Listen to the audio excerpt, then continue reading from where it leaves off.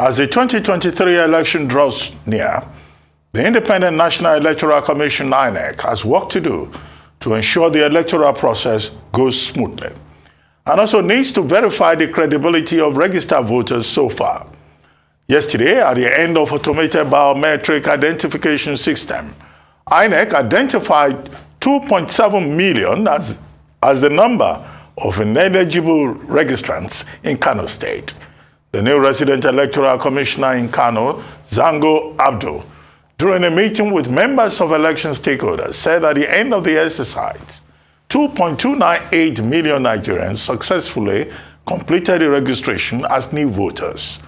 Also, the resident electoral commissioner reiterated that the commission, as mandated by law, will continue to monitor the activities of political parties, as well as track the campaign finances of all political parties as provided in various sections of the Electoral Act. Joining us on the show this morning as we discuss the discovery of the unqualified registered voters and more is Oluwole Osaze-Uzzi. Welcome to the Morning Show, Mr. Uzzi. Good to have you back on the Morning Show. Doctor, thank you for having me. Good morning. Good morning. Well, let's start with this registered voters. Over 2 million of whom have been dismissed as unqualified after due diligence on the part of INEC, but 2.2 million alone from Kano State. But we recall that the INEC chairman had even said before now that 23 INEC officials who were involved in cases of multiple registration or fake registration will be, sanctioned appropriately. But given the fact that INEC had upgraded its, technological facilities, how on earth did over 2 million fake voters get onto the list in the first place? Thank you. First of all, let me correct an impression. I heard about this 2.7 million ineligible registrants online yesterday, and I was a bit worried. I said in Kano State. I looked at the source. It was an otherwise credible source of information, a reputable newspaper and with an online presence. But it is an incorrect story. Either the reporter got the figures wrong, or the resident electoral commissioner was misquoted, or he got it wrong. Somebody got it wrong. The total number of ineligible registrants as released by INEC is about 2.72 million people, not just in Kano State, but nationwide. The total number of people who turned up under CVR for registration in Kano was about 560-something thousand. Less than 100,000, about 99,762 or thereabouts, were actually held to be ineligible. It was not 2,760,something in Kano. So that figure is quite wrong. It's totally wrong. If you go to the INEC website, and maybe later on I'll share the statistics I harvested from the INEC website, you'll find out that is the total number of ineligible registrants throughout. They're not fake registrants, they're ineligible. Ineligible in the sense that either they're not supposed to have gone for CVR.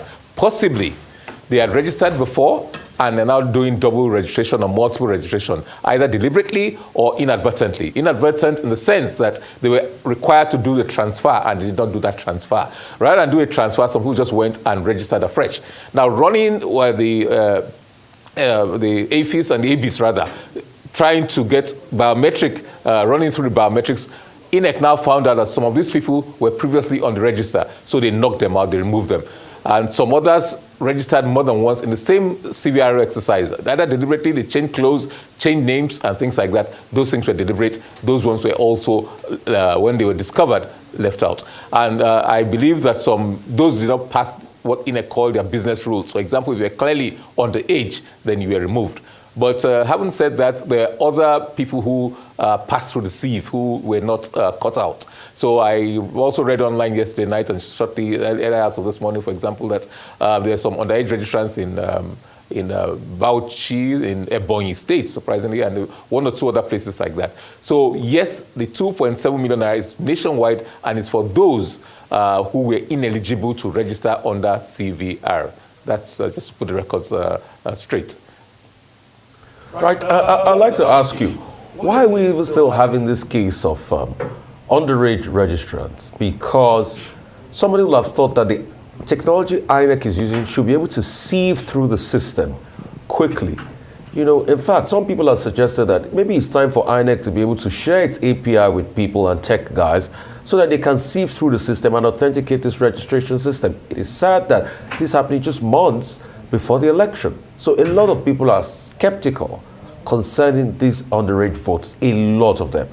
Face of children, most importantly.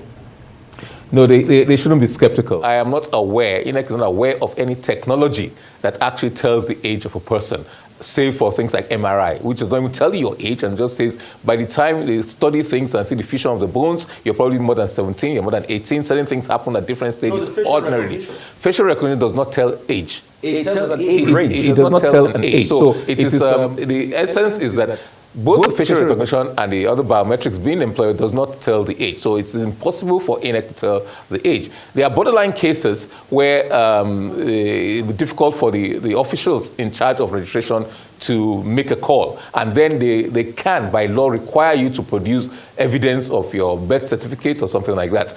But I've said on different platforms that sometimes there are some clear cases where minors are very clear. Then he has a duty to reject that applicant. If he does not, then he probably commits a criminal offense under the Electoral Act.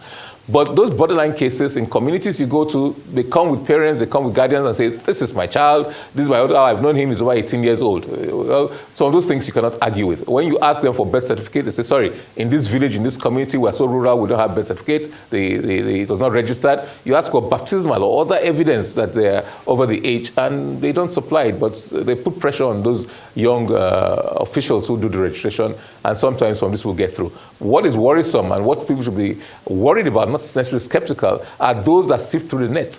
And that is why the display of the voters register is ongoing now, because the figures we have are provisional figures. That's why it's called a provisional register of voters.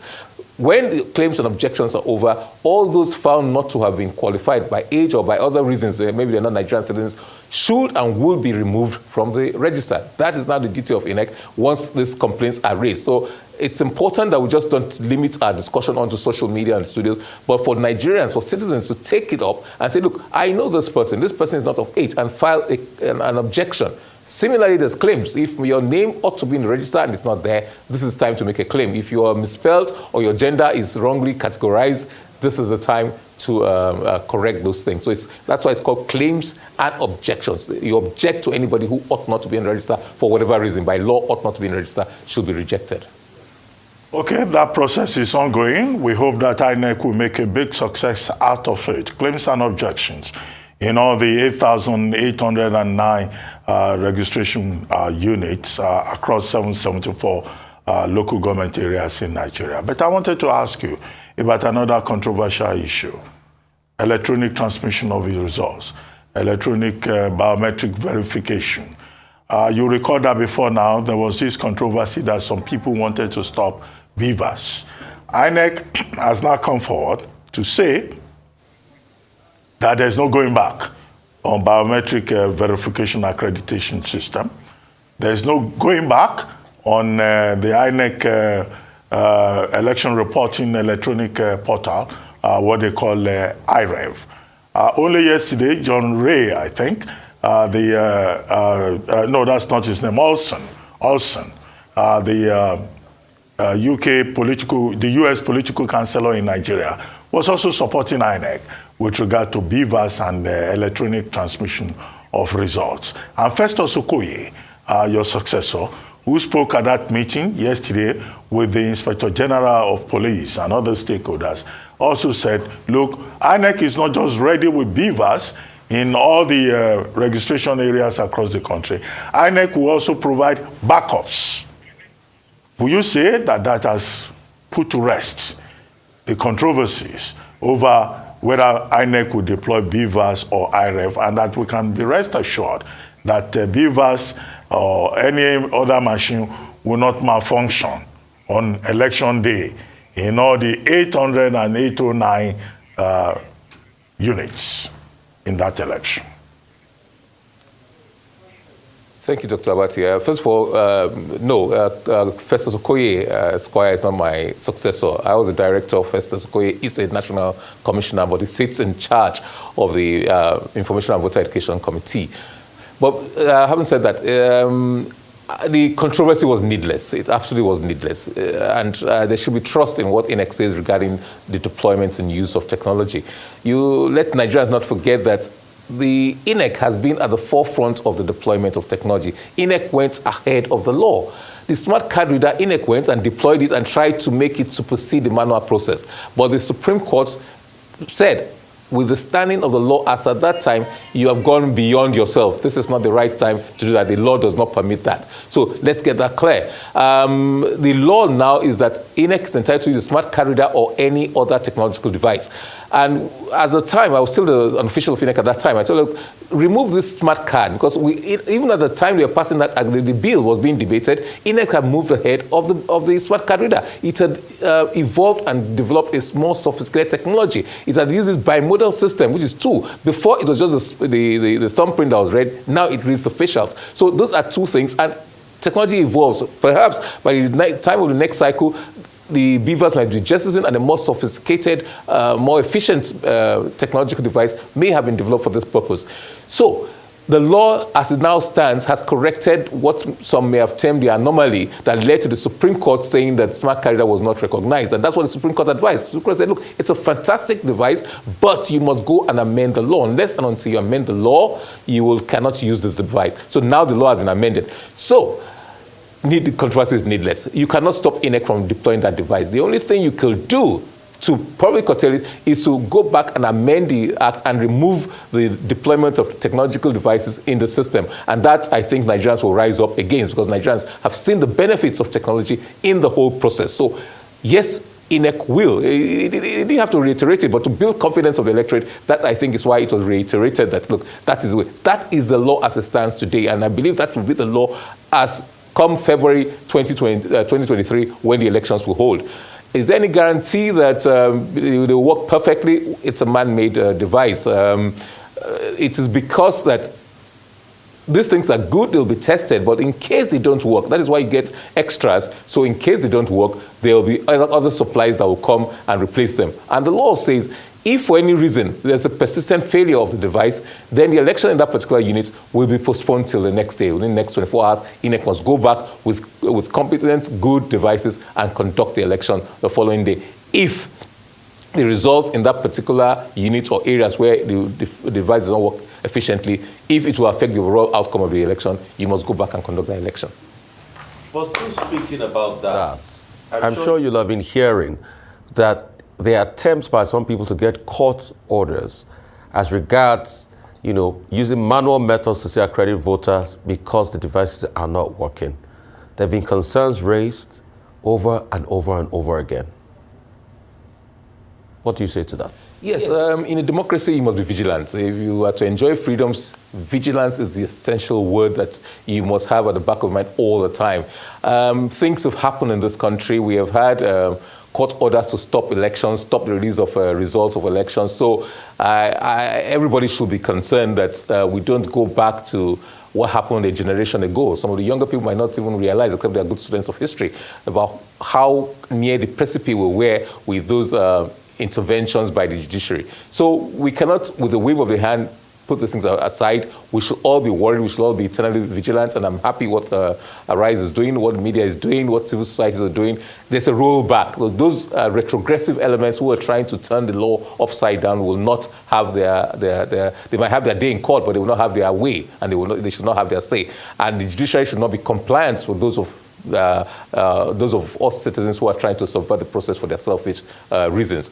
So yes, we should be vigilant, but the law as it stands does not recognize manual accreditation. So I don't see any judge, I don't see any judiciary, and I have faith in the judiciary, especially the judiciary of 2022, 2023. I don't think any judge will go as far as to make an order asking that INEC should revert to the manual process. It's very clear, it's very plain, and I think the judges will give, justice of the superior courts will give an interpretation which accords with the intendment of Nigerians, with the intendment of the legislature, which is that technological devices should be deployed in both the accreditation of voters and also in the transmission of results and the IRF portal.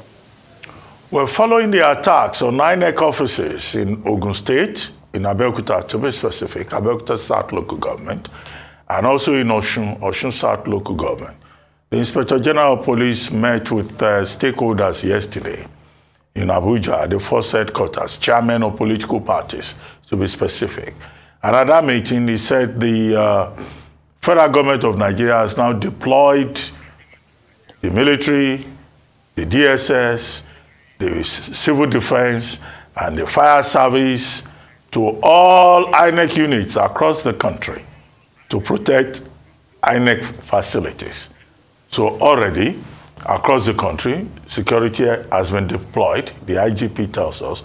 On election day, also, the same units will be deployed. Now, do you suspect, as some people do, that this 2023 operation is going to be almost like a military operation, a police operation, rather than a civil exercise? Now that 98 days to the election, we're told all forces, including fire service, have been deployed to go and protect INEC offices. What's your take on this fear of violence before, during, and after the elections, with the NSA himself saying the federal government of Nigeria can guarantee peaceful election? There must be something they know that Nigerians do not even know, hence this panic before the elections. Well, there's real concern, and the concern is real, that the general insecurity in our society will have an adverse effect on the electoral process. We know we live in an insecure environment presently. Some of those things are not new that was said. I know that the fire service has a representative at the INEC headquarters, for example, and it's been so for several years. I recall in 2007, there was a truck which was laden with, I think, petrol, and some people believe that it had explosives in it, positioned near the INEC headquarters, not too far from your Abuja studios. And the fear was that it was sent there to bomb the INEC office. The investigation was carried out. I don't recall the outcome of that investigation. Nobody was prosecuted. But a vehicle was recovered. Now, ever since that time, even before then, there were incidents of fire incidents in the INEC headquarters. So there was a presence of the fire service in the INEC headquarters. And there has always been policemen, other security agencies, SSS and other security agencies, even without the elections. INEC facilities are sensitive facilities for whatever reasons. And ordinarily, you're quite right. Almost everywhere else in the world, so many other countries, it's an ordinary civil exercise. People go, it's a normal day, people go about their normal duties, they vote, they go back to their shops, they go back to their work and things like that. But we know that it's not so in Nigeria. We know that's not the case. It's not peculiar to Nigeria. I know that those who have observed elections in other countries of the world, in South America, for example, you don't see snipers on top of public buildings. In some countries, you see that. You see extremely tight security because you don't want people to take advantage of that day, gathering of large crowds and things like that. Our level of security is not as high as that, but it's still fairly high. On a scale, it's going on to the red zone. It's important that INEC facilities be protected. It's critical. You're witness to that. In last week, it was 2 different local government offices. Anambra office has been, several offices in Anambra in the east, several offices in the north have been destroyed, have been burnt. There are some cases where local government elections are conducted. They're not conducted by INEC, but they're conducted by CX. But because of the angst of the people, arsonists go and destroy INEC offices when they are not even responsible for conduct of local government elections. So that is the thing, is where people are.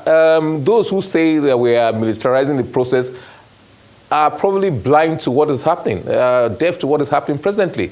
It's important to strike a balance. It's important to guarantee people's lives, people's security, security of properties. It's very important. You don't say because of election, arsonists should go about and having a field day.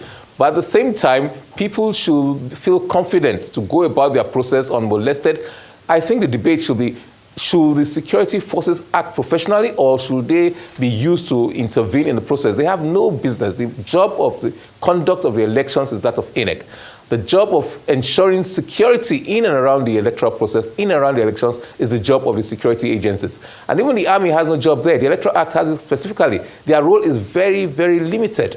surprisingly, is just to protect officials and protect public properties. That's, if you check the Electoral Act, that's all it actually says. Technically, it doesn't protect journalists, let's say, the media, it doesn't protect voters. But the police, and as a lead agency, and other security agencies have that responsibility, and that's what it should be. Unfortunately, we live in a violent society, we live in an insecure society, and to secure it, you have to have presence. We don't fear things until we see people in uniform, especially if they're armed. If they're not armed, we don't seem to fear or respect them sufficiently. That's the kind of society we live in. But we hope it will not be so militarized, such that people will be afraid to come out. The facts, the data, the evidence so far is that elections where there have been huge deployment of security forces have not fared better in terms of turnout or worse than any other election. So that's a good prospect to think about. Well, thank you very much, Mr. Oluwole Osaze-Uzzi, for joining us on the morning show.